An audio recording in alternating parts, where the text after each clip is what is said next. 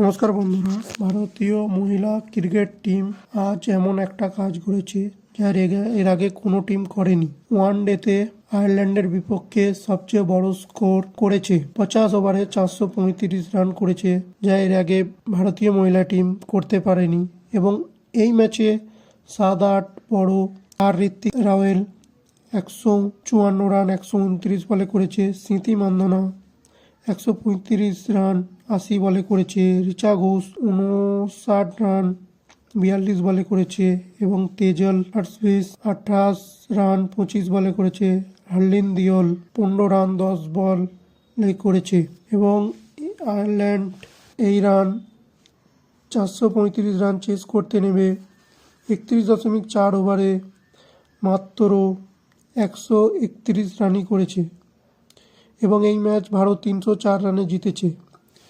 এবং এই রানে যেসব রেকর্ডগুলি হয়েছে সেগুলি হলো মহিলা ওমেন্সের তরফ থেকে সবচেয়ে তেজ গতিতে শতক করেছে স্মৃতি মান্ধানা, মাত্র 70 বলে 100, যা এর আগে কোনো ওয়ার্ল্ডের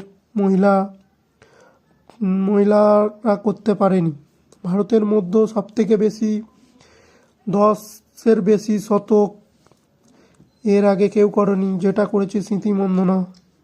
এবং এছাড়াও আর একটা রেকর্ড স্মৃতি মান্ধানা করেছে, সব থেকে বেশি ছক্কা মেরেছে 52টা, যা তাকে সিক্সার কুইন বানিয়েছে।